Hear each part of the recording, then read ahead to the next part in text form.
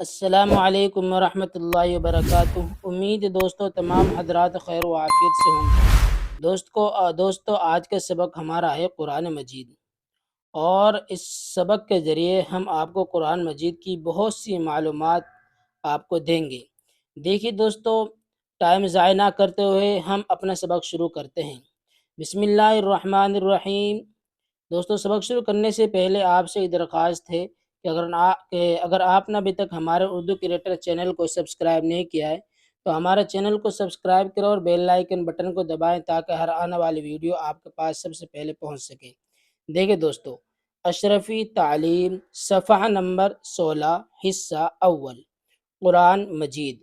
قرآن مجید اللہ کی کتاب ہے۔ یہ کتاب بہت اچھی ہے۔ یہ کتاب دنیا کی ساری کتابوں سے اچھی ہے۔ قرآن مجید عربی زبان میں ہے۔ اللہ تعالیٰ نے اپنی یہ کتاب حضرت محمد صلی اللہ علیہ وسلم پر نازل کی۔ حضرت محمد صلی اللہ علیہ وسلم نے لوگوں کو بتایا کہ یہ اللہ کی کتاب ہے۔ اللہ تعالیٰ نے یہ کتاب 23 سال کی مدت میں نازل کی۔ قرآن مجید میں 30 پارے ہیں۔ قرآن مجید میں 7 منزلیں ہیں۔ قرآن مجید میں 114 صورتیں ہیں۔ قرآن مجید کا ادب اور احترام کرو، اس کو پاک صاف جگہ پر رکھو، اس کی طرف پیٹھ کرنا بے ادبی ہے۔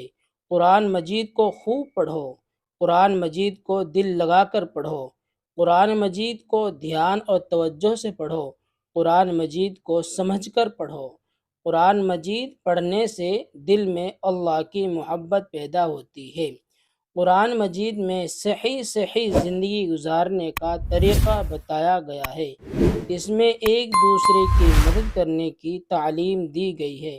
انصاف کرنا، سچ بولنا، وعدہ پورا کرنا، رشتہ داروں اور پڑوسیوں کا خیال رکھنا، یہ تمام باتیں قرآن مجید نے سکھائی ہیں۔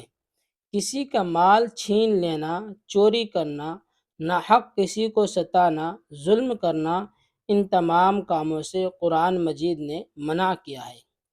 یہ الفاظ ہیں، جن الفاظوں کے معنی ہمیں پتہ نہیں ہے، ان کا معنی بتلا رہے ہیں۔ الفاظ: مجید بزرگ، تعالی بلند، ناحق نامناسب۔ یہ سوالات ہیں۔ قرآن مجید کس کی کتاب ہے؟ اس کا جواب آپ کمنٹس کے ہمیں بتلائیے۔ قرآن مجید کس زبان میں ہے؟ قرآن مجید میں کیا سکھایا گیا ہے؟ قرآن مجید میں کتنے پارے ہیں؟ قرآن مجید میں کتنی صورتیں ہیں؟ قرآن مجید میں کتنی منزلیں ہیں؟ ان کا جواب آپ ہم کو کمنٹس میں بتلائیں، کیونکہ ان سب کے جوابات جو ہم نے آپ کو پیچھے سبق پڑھایا ہے قرآن مجید کے متعلق، ان سب میں ہیں۔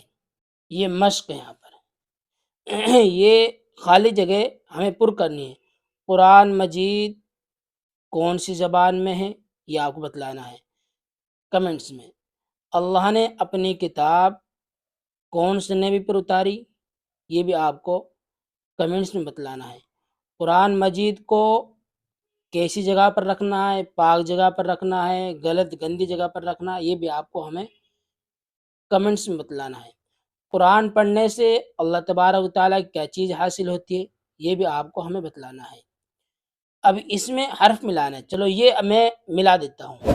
میم جیم یا دال، تو کیا بنے گا؟ مجید۔ یہ کیا بنے گا؟ بہت۔